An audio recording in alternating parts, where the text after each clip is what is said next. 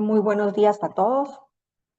En nombre de la Comisión de Resolución de Conflictos de la Cámara de Industria de Guatemala, CRECI, les doy la más cordial bienvenida a nuestro desayuno conferencia virtual esta mañana, en donde trataremos la mediación desde la óptica y la perspectiva de las transacciones comerciales y también abordaremos la situación de la suscripción de Guatemala a la Convención de Singapur.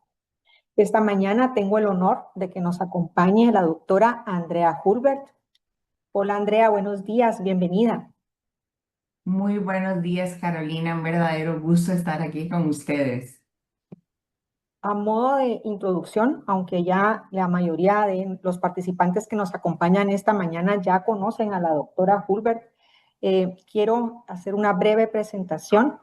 La doctora Hulbert es árbitro, mediadora y Dispute Board internacional, con más de 30 años de experiencia profesional. Es socia fundadora de la firma Hulbert Bolio Abogados, especialista en responsabilidad civil, litigación y delincuencia financiera. Es profesora de arbitraje internacional de la Universidad Francisco Marroquín aquí en Guatemala. Es profesional autorizado por la Comisión Europea para fungir como árbitro presidente de disputas bajo tratados de inversión con la Unión Europea. También es miembro del Chartered Institute of Arbitrators, también miembro del Consejo del Instituto de Derecho Mercantil de la ICC. También es miembro del Consejo de Usuarios de la London Court of International Arbitration y es especialista en casos complejos, particularmente relacionados con construcción, energía, TMTs, APPs, contratos comerciales, M&As, y podría seguir aquí leyendo todas las especialidades de la doctora Hulbert. Para nosotros es un gran honor recibirla esta mañana para tratar este interesante tema. En CRECIG, como todos ustedes saben, tenemos el compromiso de difundir los métodos alternos de resolución de conflictos, entre ellos la mediación. La mediación es un método subutilizado en nuestro país. Quisiéramos elevarlo a la utilización y utilizar todo su potencial como lo han hecho ya otros países. Hoy en día, la mediación ha cobrado nuevos aires, nuevos auges, sobre todo en las transacciones comerciales, y es en esta área en donde consideramos importante voltear a ver a la mediación y entender cómo a través de la buena utilización de este mecanismo podríamos ayudar al desarrollo económico de nuestro país, así como a mejorar las transacciones y adelantar el desarrollo de nuestros clientes también como abogados. Entonces, dejo en el uso de la palabra a la doctora Hulbert para que nos haga pues una presentación sobre este interesante tema. Luego abordaremos algunas preguntas guiadas que hemos conversado Andrea y yo anteriormente para, por último, abrir el espacio al público que tenga algún comentario o alguna pregunta que realizar. Si desean, pueden ir colocando sus preguntas en el chat para irlas tomando en cuenta para el final de esta charla. Sin más, los dejo con Andrea. Adelante, Andrea. Muchísimas gracias, Carolina. Muchísimas gracias a Guatemala, siempre por recibirme con tanto amor y con tanto cariño. Créanme que es recíproco.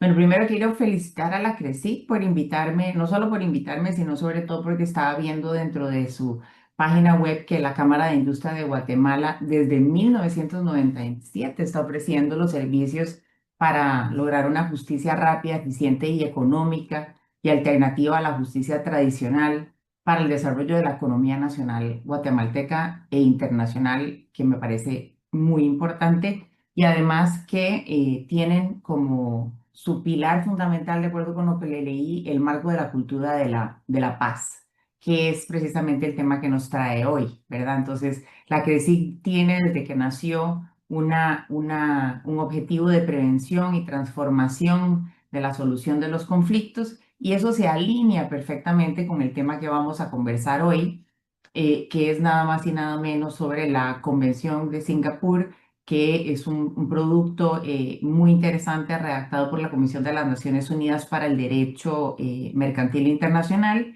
Y para mí verdaderamente es un gran honor, Carolina, estar aquí a la par tuya como directora, como abogada, que respeto muchísimo, y directora general de la Comisión de Resolución de Conflictos de CRECIC. Entonces, sin más, voy a compartir una presentación. Me avisan, por favor, si la presentación se ve bien. Vamos a compartir aquí y ponerla en modo de presentación para que se haga grande. ¿Se está viendo? Si la vemos, ahora sí, ya está en modo presentación. Sí la vemos. Ahí está en modo presentación. Ahora sí, sí, sí es cuando se pone grandota. Esta pantalla que tengo es así como más grande que yo. Bueno, entonces hoy vamos a hablar sobre la Convención de Singapur, pero además de la importancia de la Convención de Singapur, cómo la Convención de Singapur se ha convertido en un instrumento para el resurgimiento de la mediación y ha generado una serie de novedades que son también muy relevantes para todos nuestros países, particularmente hablemos de América Latina, pero especialmente hablemos de nuestra región, que es Centroamérica y el Caribe, a la que no podemos descuidar y tiene que ser nuestra prioridad.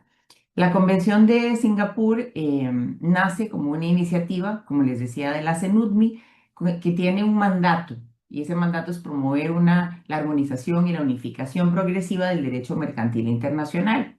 Entonces, en el año 2014, en el periodo número 47 de las sesiones, decidieron más de 60 representantes de los Estados miembros que debían trabajar en un instrumento internacional que promoviera la transacción de acuerdos comerciales internacionales sí, de naturaleza comercial. Y bueno, esta convención tuvo la particularidad de que tuvo observadores representantes de los Estados miembros, de la Unión Europea. Hubo muchas organizaciones internacionales que formaron parte de la Corte Centroamericana de Justicia, por ejemplo. Entonces hubo una representación de diversas regiones geográficas y de los principales sistemas económicos que hizo que la redacción del producto final sea altamente aceptada y apetecida. ¿Cuál fue la génesis? Bueno, las Naciones Unidas se da cuenta que hay una ausencia normativa cuando estamos frente a la ejecución de acuerdos transaccionales resultantes de la mediación. Y cuando se da cuenta de eso, dice, bueno, nuestra misión es facilitar las transacciones comerciales internacionales. Entonces, en ese marco, hay 5 pilares que es promover el comercio internacional y proteger esas relaciones internacionales, promover el uso de la mediación para los conflictos comerciales internacionales. Escúchenme bien, ¿verdad? La mediación ya brinca del concepto tradicional donde lo hemos ubicado desafortunadamente por muchos años como si la mediación es un instrumento para el conflicto vecinal, un instrumento para el conflicto meramente familiar, para conflictos pequeños, a decir no, yo soy el instrumento adecuado para las transacciones comerciales internacionales y vamos a ver de qué tamaño son esas transacciones comerciales internacionales. Entonces se crea esta normativa armonizada, que es una de las misiones de Naciones Unidas, es tener normativas armonizadas para el comercio internacional, unificadas. ¿Para qué? Para que todos los comerciantes del mundo sepamos cuáles son las normas que nos rigen, cuál es el derecho que nos rige. Hay un objetivo claro de buscar la seguridad jurídica para los comerciantes internacionales cuando se redactan este tipo de instrumentos. Y aquí hay un fin importantísimo en este punto 4 de esta filmina, le llamo yo, aunque ya creo que no se llaman así, que es el acceso a la justicia. Y es tomar el pilar del acceso a la justicia y hacerlo verdaderamente accesible para los comerciantes internacionales y que las soluciones que se encuentren sean soluciones justas, eficientes, pero sobre todo, y aquí viene la convención, que sean ejecutables. Es decir, que si yo logro un acuerdo transaccional con mi contraparte en un contrato de distribución, por ejemplo, en cualquier otro país del mundo, bueno, primero es una solución amigable y autocompositiva, no heterocompositiva, ya lo vamos a ver más adelante, pero, y entonces la tasa, digamos, de incumplimiento es muy baja. Pero en el caso que se dé un incumplimiento, lo que la Convención de Singapur quiere garantizar es que ese acuerdo transaccional va a ser ejecutable en cualquier parte del mundo. Además, la Convención de Singapur pretende no alterar de ninguna manera las legislaciones nacionales de los países en lo que se refiere a los procesos internos de mediación o de conciliación, como los tengamos regulados en cada país. El objetivo es que el ecosistema de los métodos alternativos de resolución de disputas después de la ratificación de la Convención de Singapur se vea de esta manera. Es decir, cuando tenemos un laudo resultante de un arbitraje internacional, podemos hacerlo ejecutable gracias a la Convención de Nueva York.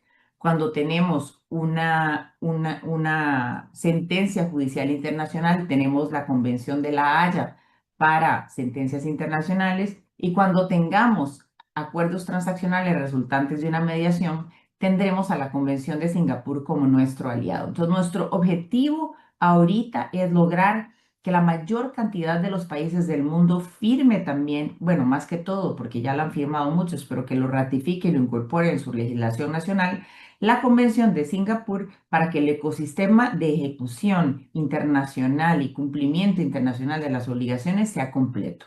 ¿Cuáles son las metas que tiene la adopción de esta convención? Tener un régimen expedito para la ejecución, promover el uso de la mediación no solo internacional, sino también internacional, y lo más importante que estamos siempre buscando también es facilitar el comercio internacional, que en este momento estamos en un contexto mundial que nos invita a buscar los métodos de resolución alterna de conflictos como la mediación, donde encontramos la solución pacífica a nuestros propios problemas y no buscando que lo solucionen terceras personas. Esto es un poquito la ruta de la convención de la adopción de la Convención de Singapur, solo para tener presente que el proceso empieza en el año 2008. En el año 2019 se aprueba y se firma esta convención con 46 países signatarios. Para enero del año 2020 ya teníamos 53 países signatarios. Los primeros países que la ratifican son Singapur, Fiji y Qatar. Y el 12 de septiembre del año 2020, es decir, ya vamos a cumplir 5 años, esta convención entra en vigor. En este mapa que tenemos aquí, podemos ver todos los países que están en rojo son los países que han ratificado la Convención de Singapur y la han incorporado a su legislación nacional.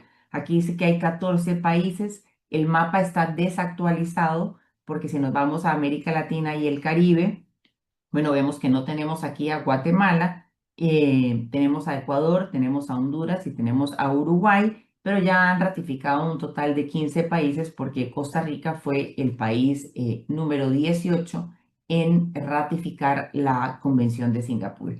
Y esto gracias a un esfuerzo importante que hicimos en Costa Rica y duramos aproximadamente 18 meses. Y debo decirles, fue el sector privado el que se encargó de decirle al Estado: nosotros necesitamos ratificar esta convención. Esto fue un tema que tratamos en la Universidad Francisco Marroquín el año pasado con mis alumnos del curso de arbitraje internacional, y por eso tengo aquí la fotografía de mis estudiantes, a quienes les llamo los agentes de cambio de Guatemala, porque el año pasado pudimos, gracias a ellos que consiguieron la cita, estuvimos con la licenciada Yoli Vázquez y con el embajador Juan José Cabrera en el Ministerio de Relaciones Exteriores de Guatemala, explicándole al ministerio la importancia. Y yo esperaría que después de esta conferencia podamos tener el apoyo, pues estábamos hablando de que fue una simple profesora, ser humano de carne y hueso común y corriente, con sus alumnos, hablarle al ministerio de la importancia de esto. Entiendo que se inició algún proceso de estudio, pero realmente necesitamos el apoyo de la industria guatemalteca para que Guatemala se una a esta ola mundial por la promoción de la Convención de Singapur, y por la ratificación de la misma. Algo muy importante que tenemos que considerar a la hora de ver a la Convención de Singapur es que el 58% del Producto Interno Bruto del mundo ya forma parte de la Convención de Singapur, ¿ok? Las 5 economías más grandes ya firmaron la Convención de Singapur y la incorporaron en sus legislaciones. Y bueno, con esta convención encontré esta fotografía de este árbol caído y quemado con una flor amarilla maravillosa que además para mí es un símbolo de la esperanza. Y lo que quiero representar con ella es que con la Convención de Singapur, con esta flor y con ustedes atendiendo a esta audiencia, estamos presenciando el resurgimiento de la mediación y vamos a trabajar en ello. ¿Cuáles son los valores principales que tiene una mediación nacional o internacional? Tenemos la imparcialidad, la autodeterminación de las partes y definitivamente la confidencialidad. Entonces, la mediación debemos verla como un método alterno a la solución de los conflictos, un método que es preventivo de conflictos también, porque si yo hago mi mediación a tiempo, cuando la discrepancia entre dos seres humanos, siempre van a haber seres humanos detrás de las empresas, está empezando, se convierte también en una prevención de conflictos porque previene y para la escalada del conflicto. Puede ser y debería ser una política de todas las empresas, de los países, del mundo, una política empresarial, una política de su compliance, es decir, que todos nuestros socios comerciales de nuestras empresas sepan que nuestra empresa en particular, cuando va a enfrentarse a un conflicto, va a acudir primero como una política de su compliance interno a la mediación, a la solución, al diálogo y no a la confrontación, que es a lo que estamos acostumbrados mayoritariamente en todos los países de América Latina.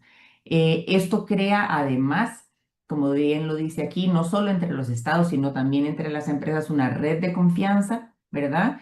Y tiene un papel fundamental en la construcción de la paz y en la promoción de las relaciones constructivas que se den entre las partes internacionales.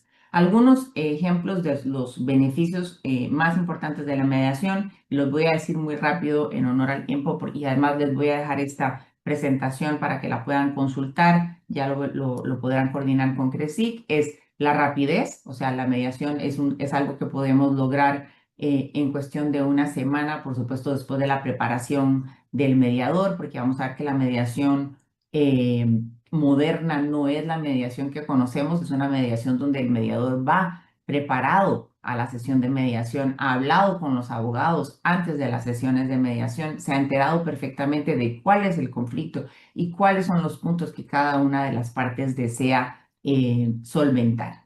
Es un método definitivamente no adversarial, es un método donde las partes mantienen el control de la mediación, donde pueden lograr un acuerdo satisfactorio para ambos que puede ser multidisciplinario, ingenioso y que llama a la imaginación. ¿Por qué? Porque cuando nosotros estamos en un arbitraje, estamos sujetos dentro de un marco de una cuestión que se llama las pretensiones. Y esas pretensiones, el tribunal arbitral no se puede salir. Si hiciste mal las pretensiones, están mal hechas, si están bien, están bien, si faltó algo, pero de ahí no nos vamos a poder mover. En cambio, en una mediación, yo puedo entrar con un contrato con el que tal vez no estoy muy contenta y salir con un contrato completamente nuevo. Puedo renegociar el contrato. La mediación nos permite una flexibilidad impresionante en los negocios. Las partes, además, sí tienen una garantía de confidencialidad, ¿verdad? El material, las conversaciones y toda la información que se intercambia en un proceso de mediación son completamente confidenciales y he de decir que no me voy a meter más en el tema porque es un tema que podría ser para una sesión completamente nueva, pero la confidencialidad que tanto le ponen como apellido al arbitraje no siempre existe porque esa confidencialidad en el arbitraje va a depender del el contrato en sí, de la ley de arbitraje aplicable, de las reglas de la institución que las partes hayan escogido para que administre el arbitraje y después también de los remedios post laudo que existan. Entonces, la confidencialidad sí que es algo que existe en la mediación, pero que no necesariamente existe en el arbitraje ni en otros métodos de resolución de conflictos. En la mayoría de los casos, las partes cumplen con ese acuerdo transaccional y definitivamente pues se reduce entonces la mora judicial, la cantidad de casos que van a la corte. Entonces, ¿qué es lo que está pasando en nuestros estados en este momento? Desafortunadamente, hay en los sistemas judiciales de América Latina una crisis de acceso a la justicia que tiene muchísimos factores que la han ido creando y que esto empezó probablemente a gestarse en los años 80, 70, 80, por ahí. De lo que puedo ser testigo yo, como ya les dijo Carolina, tengo más de 30 años de práctica profesional, entonces no voy a hacer disclosure de mi edad, pero pude ser testigo, digamos, de cómo en los años 80 nosotros podíamos meter prácticamente las manos al fuego por el Poder Judicial y luego como ahora tenemos en realidad una crisis de acceso a la justicia por la cantidad de casos que tienen, la mora judicial, pero también al mismo tiempo porque los poderes judiciales han empezado a percibirse como débiles, ¿verdad? Como faltos de autoridad. Tenemos también un tema de la formación de los jueces que no necesariamente está ajustada a los negocios modernos. Porque ya no tienen tal vez tantas posibilidades de formarse a nivel internacional. Ha habido desafortunadamente, y lo tengo que decir, no lo digo generalizado para todos los países, pero ha habido una entrada de la corrupción, es decir, ha habido una puerta de vulnerabilidad de los sistemas judiciales. Es diferente en todos los países, pero de que la ha habido, la hay. Y también hay un acceso limitado a la justicia, pues no todo el mundo puede acceder a la justicia como quisiera.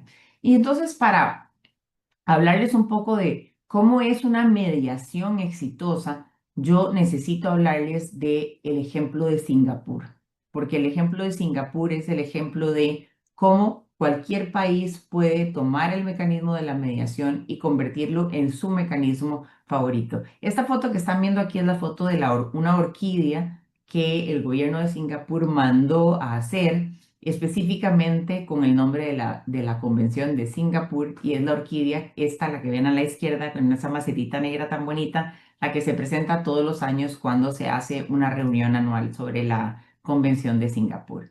Y bueno, ¿qué pasó en Singapur? Y esto sí me interesa mucho porque esto es el ejemplo de lo que nosotros podemos hacer. En los años 90, una comisión de métodos de resolución de conflictos en Singapur dijo que se necesitaba un modelo conceptual en el que la mediación pudiera encajar en la infraestructura nacional dentro y fuera de los tribunales de justicia. Y desarrollan entonces el concepto de acceso a la justicia a través de la mediación. Es decir, hay un cambio de la justicia adversarial a una justicia conciliadora y más tradicional. Se procura una mediación, que la mediación doméstica cumpla con las mejores prácticas internacionales sobre la base de la autonomía de la voluntad de las partes. Se busca que el mediador sea un profesional neutral y certificado. El acuerdo, igual que en nuestros países e igual que lo manda la Convención de Singapur, debe tener este mediador, debe constar por escrito y debe estar firmado por las partes para ser ejecutable. Y en el caso específico de Singapur, las mediaciones se registran en la corte como un acuerdo transaccional. Datos duros sobre la ruta de la mediación: ellos empiezan en el año 1992 implementando una cosa que llaman the pre-trial conferences, que son las conferencias preproceso, y en ese momento había una persona, que es esta persona que está aquí, que se llama el registrar, que se entrenó en mediación y se encargaba de atender los casos y tratar de lograr una mediación entre las partes. Resulta que para 1996 este mecanismo del registrar tuvo un éxito de más del 90% de los casos. Es decir, del 100% de los casos que entraron a la corte, el 90 salían con un acuerdo transaccional, es decir, partes satisfechas en un plazo muy corto con una solución compuesta por ellas mismas. Se introduce entonces en la legislación de Singapur el deber del abogado de explicarle al cliente las ventajas de la mediación y de invitarlo a participar. Luego la mediación se convirtió en completamente obligatoria para los casos de divorcios cuando hay niños menores de 21 años, lo cual me parece absolutamente lógico porque nosotros vemos a las familias destruirse a través de los procesos de divorcio que duran años, de años, de años, y en donde los abogados de las partes, ya ni siquiera las partes, se encargan de atacarse de formas inimaginables y que no quiero ni mencionar, pero que estoy segura que la audiencia probablemente conoce. También los reclamos, todos los reclamos relacionados con menores de edad, los laborales y los vecinales, digamos, por ruido y demás, no pueden ir a sede judicial, tienen que ir a mediación. Para el año 2010, el Estado dice, ok, aquí vamos a poner un límite interesante. Los casos de menos de $185,000 van a ser vistos en la corte propiamente y se encargaron de capacitar entre 8 y 10 magistrados de la corte que son mediadores certificados por la propia corte. Y ellos hacen la mediación, dirigen o participan en la mediación de todos los casos de menos de $185,000.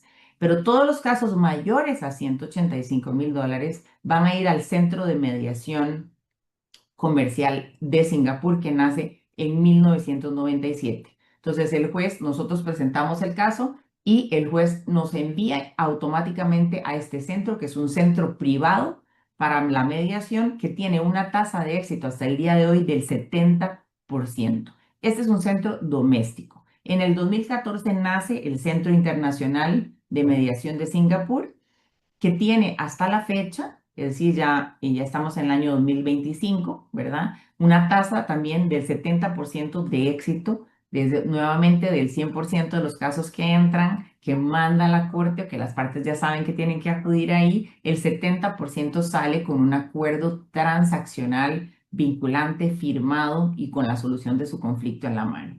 Y después Singapur también se nos ha adelantado en algo y me gustó ponerlo aquí, aunque se ven muchas letras y eso no me gusta, pero en 2021 Singapur decidió implementar una condena en las costas para cualquier parte que, aunque haya ganado el proceso, no haya querido intentar la mediación.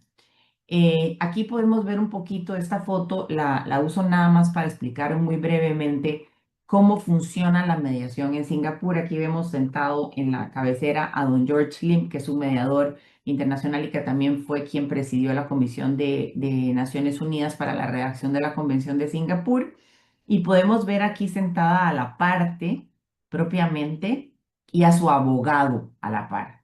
Aquí en estas mediaciones modernas, el abogado no es ajeno a la mediación, pero por supuesto no vamos a llevar a un abogado gallo de pelea, ¿verdad? Que esté haciendo ruido o confrontación, porque tiene que ir con un mindset, ¿verdad? De mediación. Y este tipo de reunión así en mesa redonda, donde puede haber gente en línea, donde está el abogado, se da probablemente después, no, bueno, definitivamente después de que el mediador ha recibido memoriales que preparan estos abogados que están aquí para explicarle al mediador cuál es el conflicto. Y puede ser que el mediador, antes de llamar a esta sesión conjunta, también decida tener reuniones separadas con las partes y con sus abogados. Entonces puede hablar solo con el abogado, solo con la parte, puede hablar con los dos, siempre por supuesto comunicándole a la otra parte que esa reunión está teniendo lugar. Y esas reuniones son confidenciales y el mediador solamente puede revelar aquella información que sea autorizada por las partes para revelar, pero permite ir de un lado a otro lado y le da al mediador el concepto completo del conflicto para que cuando las partes están en esa reunión y se exaltan, obviamente, ese tipo de cosas suceden, pero empiezan a salir ideas de cosas que podrían convertirse en un acuerdo transaccional, el mediador, como ya tiene conocimiento de la disputa y de qué es lo que cada parte quiere, puede agarrar en el aire, como digo yo, el mensaje y proponerlo no, sino verlo con las partes como un acuerdo transaccional. Bueno, esto nada más es para que nosotros veamos cómo nace el Centro de Mediación Internacional de Singapur, que nació en el 2014 con el apoyo económico del gobierno como una ONG con el mandato de convertirse en una entidad 100% autónoma. Las mediaciones pueden ser presenciales, pueden ser en línea. Estamos hablando nuevamente del mediador preparado. Y aquí quería nada más resaltar un hecho y es que ellos ya empezaron también a utilizar la inteligencia artificial. Desarrollaron su propia inteligencia artificial que trabaja en su intranet, se llama Maya. Los invito a que entren a internet y conozcan a Maya y cómo funciona, porque ha venido a ser una herramienta que facilita y hace más rápida y eficiente el conocimiento del caso por parte del mediador. También Singapur creó incentivos fiscales para los mediadores internacionales que trabajen allá y todo mediador debe estar certificado. Aquí vemos nada más una ruta, una hoja de ruta de cómo en 2014, cuando abre el centro, tenía 6 casos. En 2023 ya tuvo un total de 90 casos en un año. No tengo las estadísticas de 2025, de 2024 o 2025. Aquí sí me interesa mucho porque esto desde el año 2014 hasta el año 2023, y esto sostiene la idea que les estoy diciendo de que ya la mediación no es para asuntos pequeños, sino que es para los grandes conflictos. El total del valor de las disputas que fueron conocidas por el Centro Internacional de Mediación de Singapur fue de 17 billones de dólares. Cada una de las disputas anduvo entre los $200.000 y los 4 billones de dólares. Y en este contexto de esta cantidad de números inimaginable que todos quisiéramos tener en la cuenta de banco, pero yo desafortunadamente no lo tengo, la tasa de acuerdo fue del más del 70%. O sea, más del 70% de los casos nuevamente sale con un acuerdo transaccional que involucra este tipo de montos y este tipo de negocios, o sea, negocios de gran envergadura. Y bueno, aquí es importante ver cuáles son los participantes, las partes, los orígenes de las partes. Pues claro, como estamos en Singapur, mayoritariamente tenemos a China, a India, pero vemos que tenemos a Estados Unidos con un 7.7%, y a los otros países que pueden estar viendo ahí. Pero me interesa es el valor de las disputas en total fue de 17 billones de dólares. Algo que también ha hecho Singapur es promover, y es algo que podríamos hacer desde CRESIC y desde todas las demás instituciones a nivel centroamericano, ojalá, y luego latinoamericano, es que las compañías, que era lo que les hablaba yo, involucren dentro de su compliance la mediación como algo que ya yo te digo, yo lo voy a hacer antes de entrar en cualquier conflicto con todos mis proveedores y con todos mis clientes y todos mis socios comerciales. Y aquí está una lista de las primeras empresas que hicieron eso. Y resalté pues con color azul las que pueden ser de conocimiento para nosotros, como Accenture, como LinkedIn, como Meta, como Microsoft, como IBM, como Fusel Energy, Johnson Controls, Splunk y todas las que pueden estar viendo ahí. Hay más de 100 compañías que ya han incorporado esto dentro de sus normativas internas de compliance. Y esta simplemente me gustaría que a los que tengan interés en estudiar un poquito más puedan entrar a buscar la revista Sidra, que hace una encuesta internacional y una evaluación internacional del estado de la resolución de disputas, y ahí podemos ver todos los datos relacionados con la mediación. Y con esto, Carolina y querido público, yo termino mi intervención y me pongo a las órdenes para contestar cualquier pregunta que pueda tener el público o mi querida Carolina. Muchas Gracias. gracias, Andrea. Interesantísima y muy completa la presentación. Por lo menos a mí me ha abierto los ojos a un montón de temas que deberíamos de estar ya desarrollando en el país, y por supuesto crecí muy involucrado en el tema de hacer crecer la mediación, y definitivamente vamos a tomar, que ya de hecho hemos tomado varias acciones en ese sentido. Muy importante para Guatemala adherirse a la Convención de Singapur, Muy importante. y pues subirse, ¿verdad?, a esta nueva ola global sobre este tema.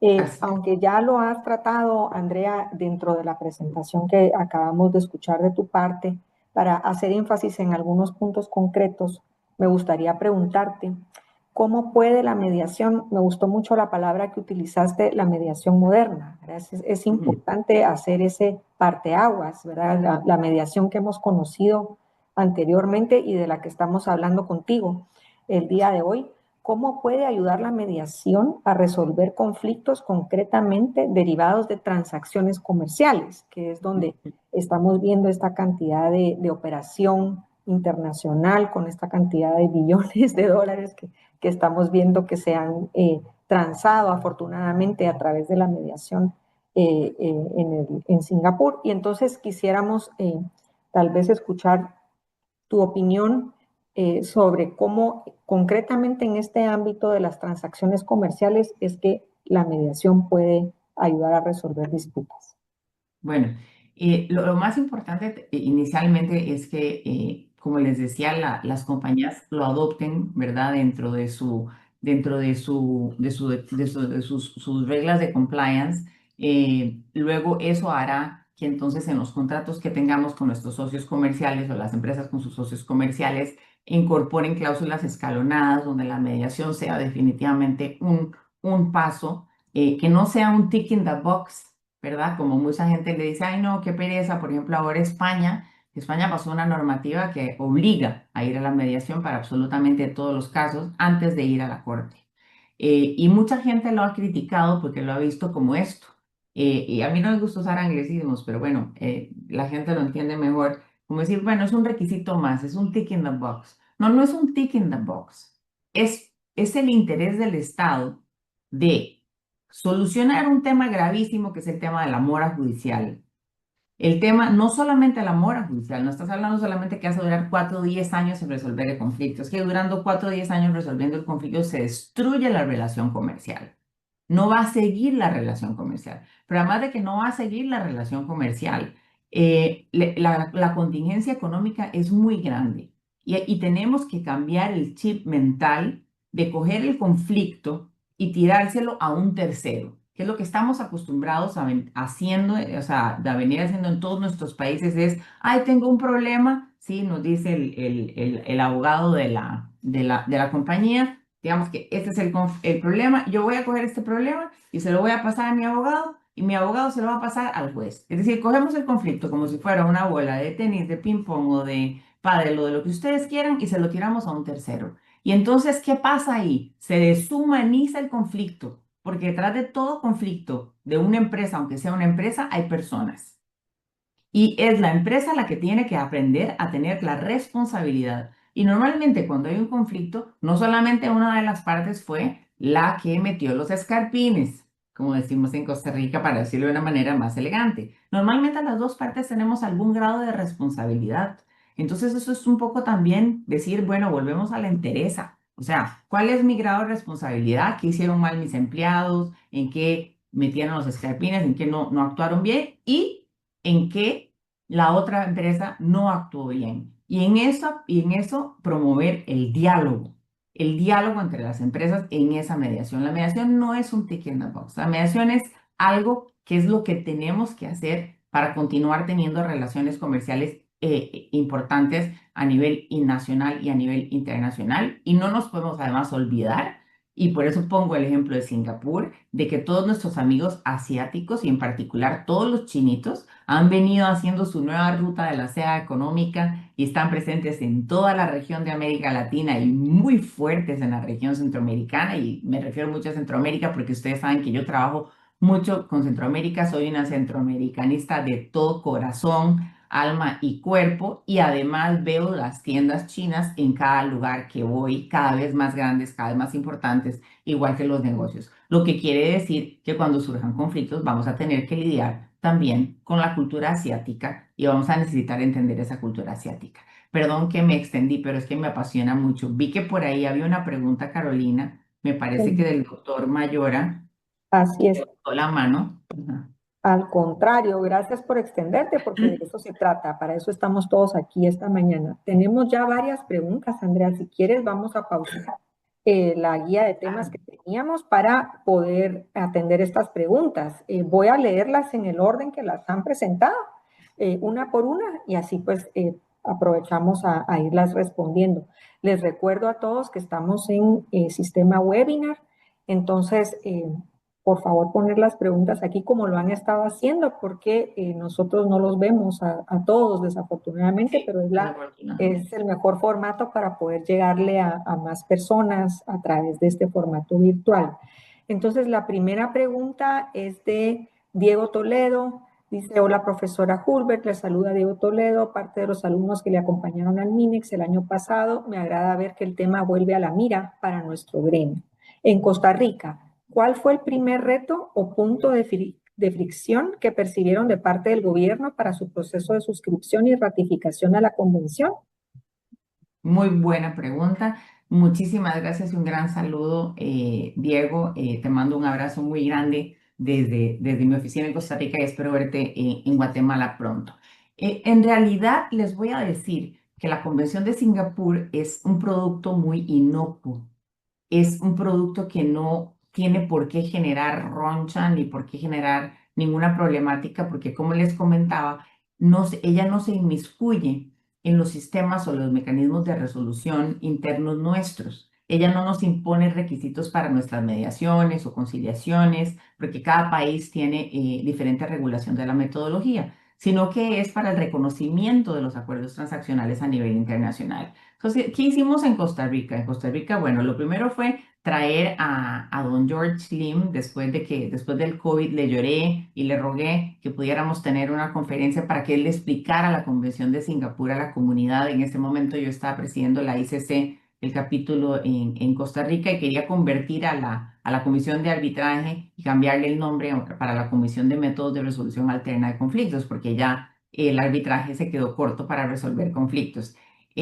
Tuvimos la bendición de que él aceptó la entrevista y luego lo pudimos invitar a Costa Rica para que viniera a hablar con el gobierno, y en su primer momento hablamos con gente de la Asamblea Legislativa, gente del Ministerio de Relaciones Exteriores, funcionarios del Ministerio de Justicia. Hicimos unos memos muy cortos explicando los beneficios de la convención y cómo, como les digo, es un producto inocuo porque no va a alterar nuestra legislación nacional, no va a venir a meterse en nada, más bien es, o sea, ratificar esta convención en este momento para cualquier gobierno es ponerse una estrellita aquí, en la solapa, y decir, ay, ratifiqué esto, estoy promoviendo la paz y la mediación y no estoy haciendo nada que sea adversario ni contrario a ninguna legislación ni a la interna. Si queremos entrar un poquito más profundo, luego de ratificar la Convención de Singapur, podemos ver la ley modelo de mediación que también emitió la CENUNMI para ir fortaleciendo la mediación, o podemos ir país por país y yo me ofrezco desde ya a modernizar nuestras normativas, o más bien no es nuestra normativa, nuestro procedimiento de mediación, para que sea una mediación moderna, donde el abogado participe, porque el abogado normalmente no quiere participar por un tema de honorarios, porque no está acostumbrado a poner dentro de su contrato de servicios profesionales, mire, señor, si yo le soluciono este asunto en 3 semanas en una mediación, me voy a ganar tanto por ciento. Y adivinen qué, te puedes ganar igual o más que lo que ibas a ganar en 5 años o en 10 años, pero en una mediación. Entonces esto realmente es algo que sirve para todos. Espero haber respondido con eso, y por temas de tiempo tal vez vemos la siguiente pregunta, Caro. Claro que sí.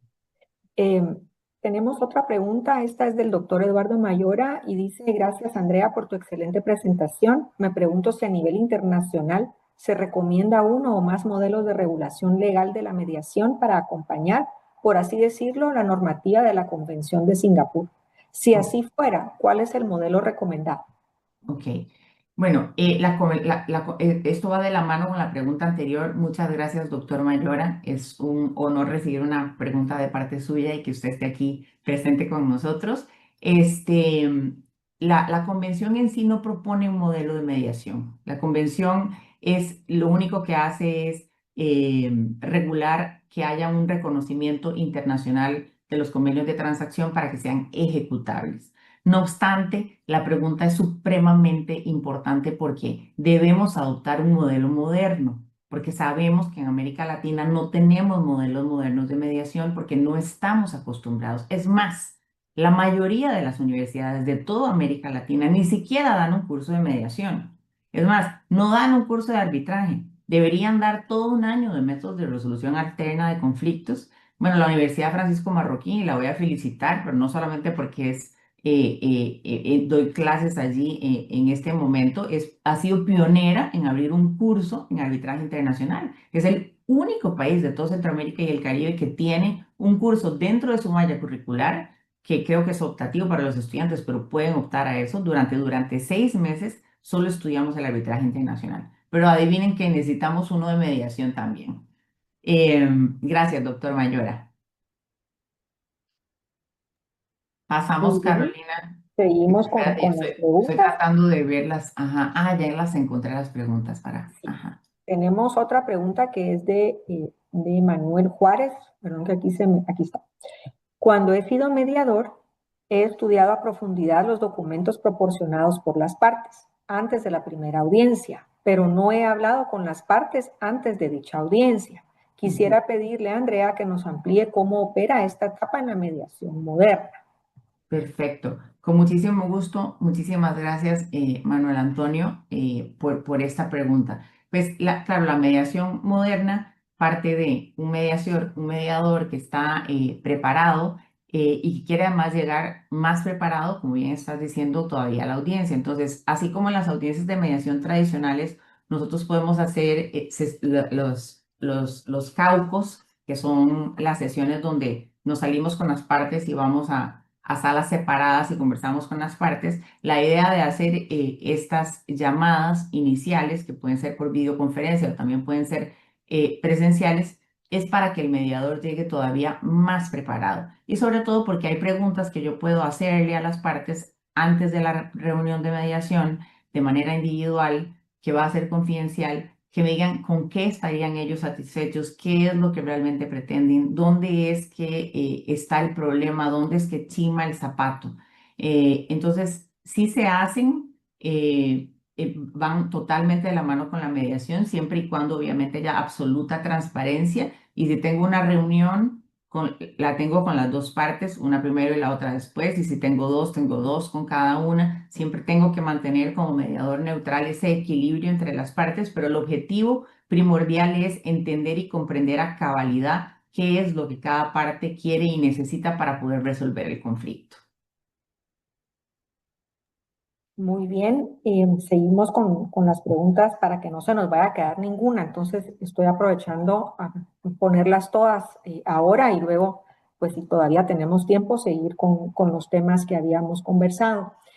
Hay dos preguntas que las voy a unificar y también a dar una respuesta por parte de Cresiga antes de darte la palabra de nuevo, Andrea. Una es de Raquel Verónica Maldonado. Muchas gracias por el tema, me apasiona.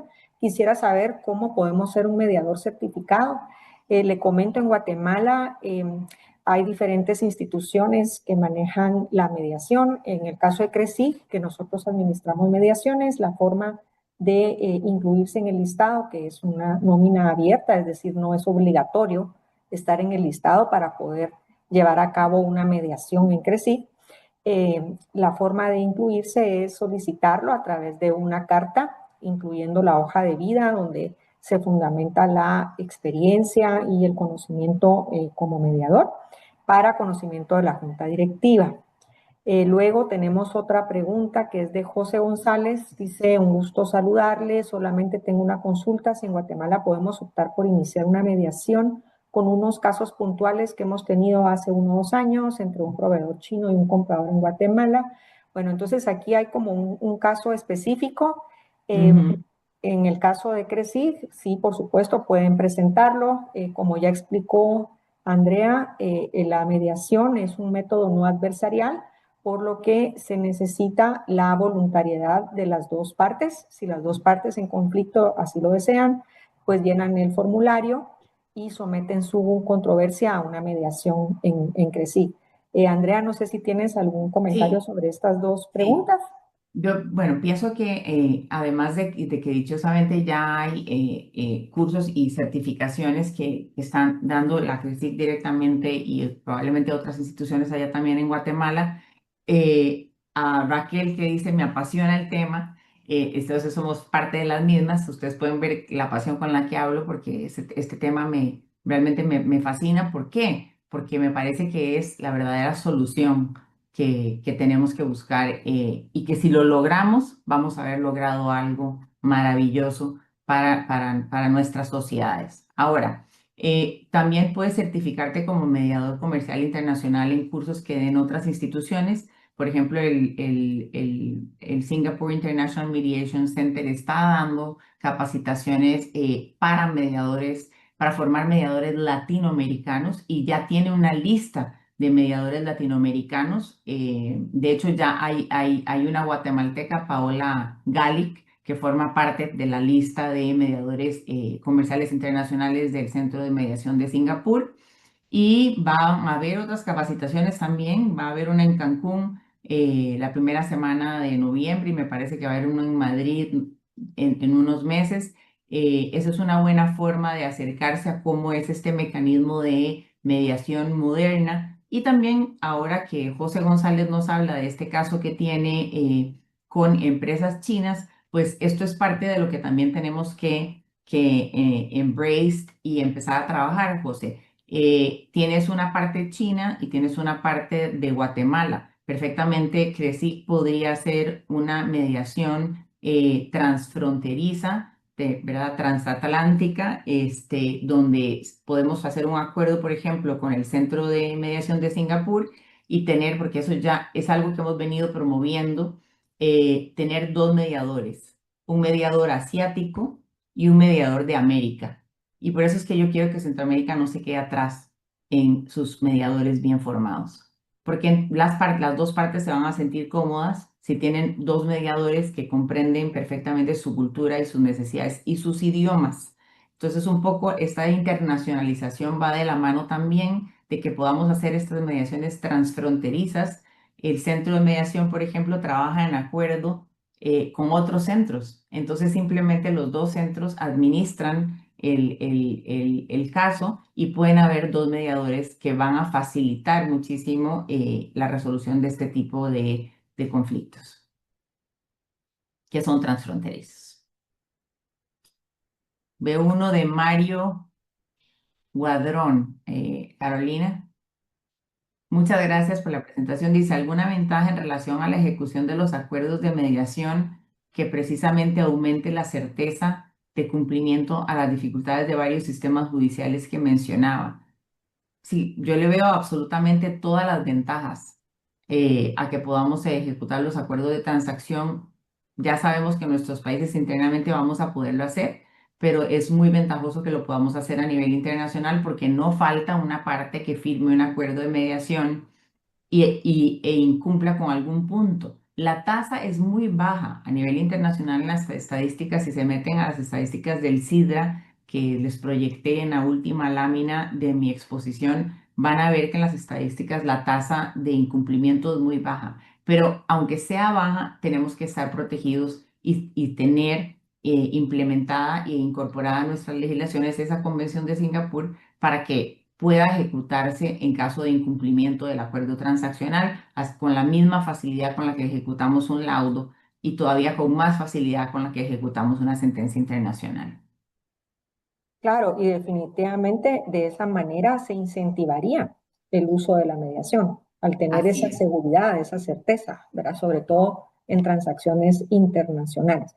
Pues con esa pregunta concluimos las que nos han puesto hasta el momento. Si alguien más quiere preguntar algo, por favor, colocar su pregunta aquí en el Q&A para poderla presentar. Entonces, Andrea, regresando a nuestros temas que habíamos conversado, me parece importante hacer énfasis tal vez en dos aspectos para no extendernos tanto en el tema que debe tener en cuenta el mediador hoy en día, o sea, el mediador moderno. Ya aquí todos los que estamos en el foro, estoy segura que sabemos los conceptos de la mediación, cómo funciona, en qué está basada, pero hoy en día, un mediador, ¿cuáles son los dos aspectos principales que debe de tomar en cuenta para poder atender una causa, para poder mediar en un conflicto derivado de una transacción comercial internacional? Bueno, lo primero es la neutralidad, ¿verdad? La neutralidad del mediador es algo que es intocable, ¿verdad? La neutralidad. Y lo segundo, la preparación, la formación. Primero, como mediador, ¿verdad? En el entendimiento del diálogo, de la solución de los conflictos. O sea, esa formación de mediador es muy importante. Y, y después la formación también en el procedimiento que debe llevar a cabo. O sea, porque este mediador moderno, o sea, por ejemplo, yo no sé cómo les pasa a ustedes allá en Guatemala, pero nosotros aquí, ahorita mismo en Costa Rica, y aunque ya ratificamos la Convención de Singapur, si yo pido un mediador a un centro, ese mediador lo vamos a conocer el día de la audiencia de mediación. Y ese mediador no va a saber de qué se trata el conflicto. O sea, nuestros centros todavía no han modernizado sus normativas internas, sus reglamentos, entonces voy a tener que sentarme a explicarle frente a la otra parte de qué se trata el conflicto, etcétera. Entonces, el mediador moderno es un mediador que, además de mantener esa neutralidad incólume durante todo el procedimiento y saber que él no es el que propone las soluciones ni impone las soluciones, tiene que tener la formación y la información necesaria para poder llevar el procedimiento de mediación a buen término. Muy bien, creo que sí, aspectos importantísimos a tomar en cuenta y definitivamente los centros tenemos un papel clave. Un Sí, papel las clave reglas, es llevar la batuta a través de los procesos internos, ¿verdad? exactamente. Tenemos una nueva pregunta, es de Lorena Menucal. Dice, felicito la iniciativa de UFM de introducir este curso a sus estudiantes de Derecho. Entiendo que falta el de mediación, ¿verdad? Que es el que estamos ahora pidiendo y espero que las autoridades de la UFM y de las demás facultades de Derecho del país tomen el llamado e introduzcan estos cursos tan importantes para el desarrollo de la abogacía hoy en día. Era para modernizar la formación de los abogados. Continúa la pregunta, dice, considero vital este tipo de preparación. En mi puesto a nivel comercial me toca firmar contratos y en el proceso de revisión de contratos me encuentro con errores tan terribles que sin preparación legal, como es mi caso, es tan fácil detectar que no tienen capacidad de análisis a la hora de redactar un contrato transaccional. Así que Ujú. aplaudo este tipo de iniciativa de las universidades, debe ser obligatorio y que reciban este tipo de preparación en arbitraje y mediación. Así que más que una pregunta es un comentario que nos Pero hace, ¿verdad? muy, muy atinado, Lorena, lo que estás diciendo y sí, o sea, los abogados necesitan aprender a redactar los acuerdos transaccionales, pero también necesitan aprender a redactar bien las cláusulas de resolución de disputas en los contratos, para que cuando llegue el conflicto podamos efectivamente acudir a una mediación y ya solo lo que no pueda mediarse, que se vaya a un arbitraje, pero que definitivamente podamos acceder a la mediación. Has tocado un punto interesante y quisiera detenerme unos minutos ahí, la famosa cláusula escalonada, o de pasos o por etapas. Ujú. Hemos, pues, estudiado a lo largo de los años la importancia de tenerla, sobre todo si una entidad va a introducir en su reglamento o en sus reglas de compliance la mediación, como has sugerido en esta presentación, lo cual encuentro no solo muy acertado, sino de una manera muy efectiva poner ya en ejecución el tema de la mediación.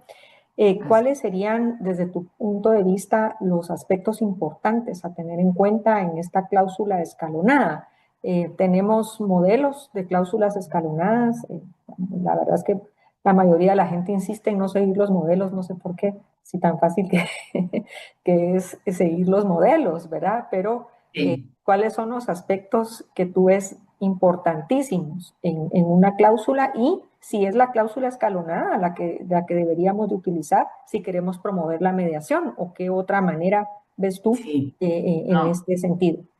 Bueno, definitivamente sí tenemos que tener la cláusula escalonada porque cuando hacemos el negocio es cuando estamos en la luna de miel, y entonces estamos de acuerdo, ¿verdad? Confirmar métodos de resolución de conflictos que sean no adversariales como la mediación. Entonces, la cláusula escalonada es un sí o sí en todos los contratos. Me parece que tiene que ir.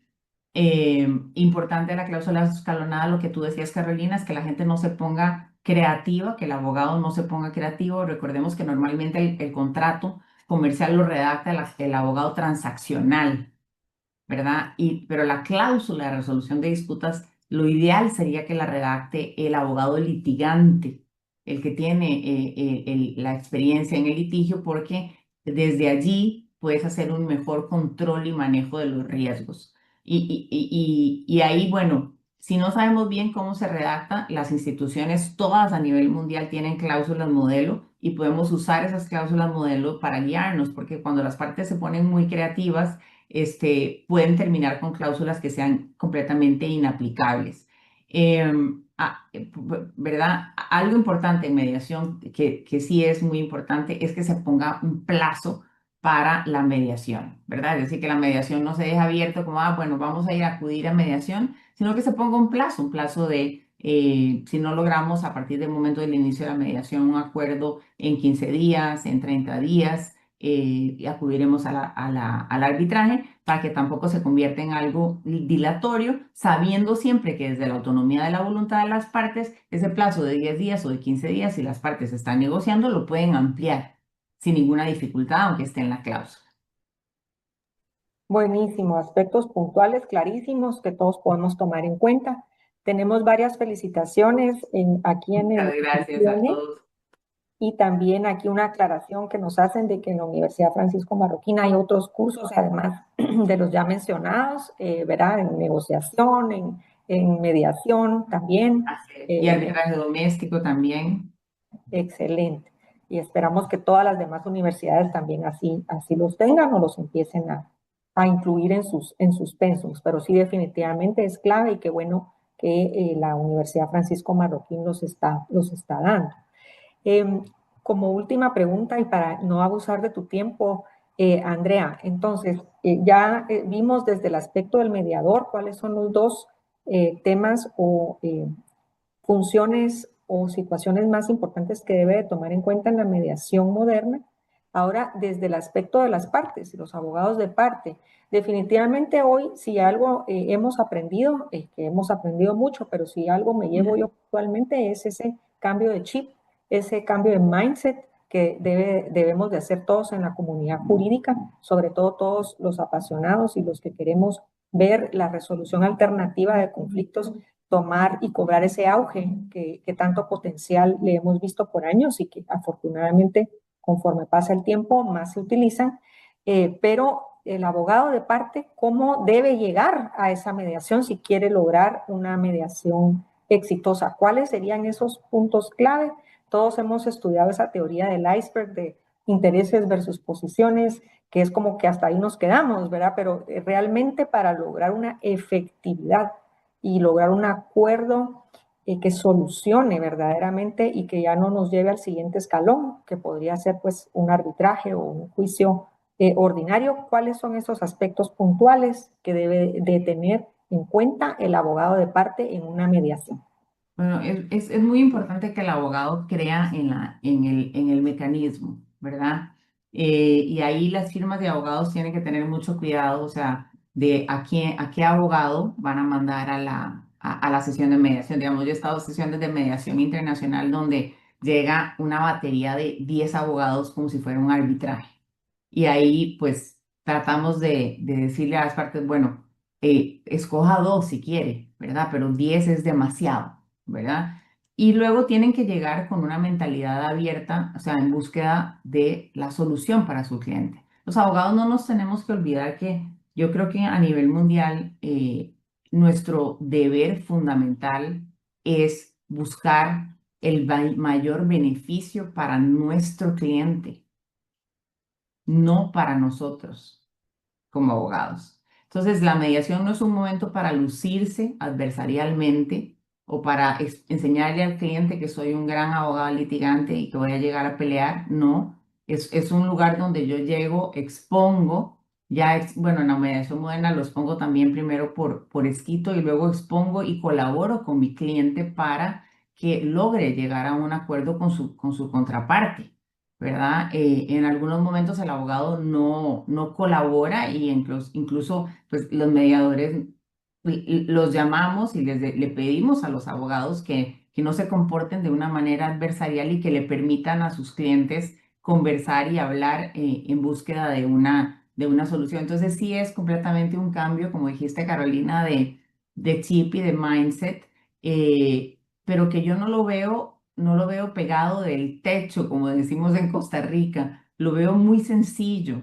Lo que pasa es que tenemos simplemente que tomar conciencia que el instrumento existe, que el instrumento es bueno, que es útil, que los seres humanos tenemos que volver a aprender a hablar y a dialogar y no solamente a mandarnos mensajes por esto, que además nadie entiende al final del día bien cuál era la intención de cómo estaba redactando el mensaje y humanizar el conflicto. Esa palabra, esa frase no es mía, esa frase es de George Lim, se la escuché a él, pero la repito cada vez que puedo.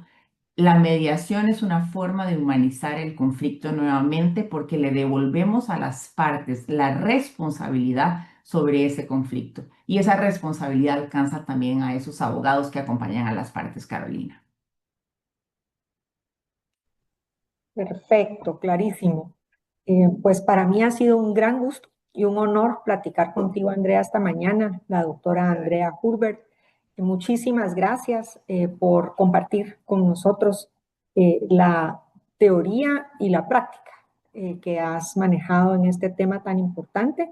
Nos quedamos con tarea todos aquí, especialmente desde nuestro centro, para apoyar los esfuerzos en Guatemala y podernos adherir a la Convención de Singapur y, por supuesto, continuar con nuestro programa de difusión de los métodos alternos de resolución de conflictos, todos, no solo el arbitraje, sino la mediación y pues los demás que queremos promover.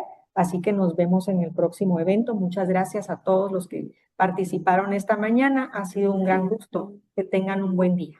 Hasta Muchas luego. gracias a todos, un buen día y Carolina, desde ya para lo que pueda necesitar CRESIC, el granito de arena que pueda humildemente aportar, porque sé que tienen profesionales altamente capacitados, estoy a la orden para servirles igual que todos mis queridos ciudadanos de Guatemala. Sin Muy bien. duda, te vamos a molestar por Me ahí. quedo con la duda, es Chapín, ¿verdad? Chapina, sí. Chapines y chapinas, así es, Ah, así ok. es. Bueno, pues a mí me pueden considerar una chapina más. Y con eso me despido. Un beso para todos. Gracias, Que estén Andrea. muy bien. Gracias, Carolina. Gracias, Cresic. Y gracias a la audiencia. Hasta luego. Hasta luego.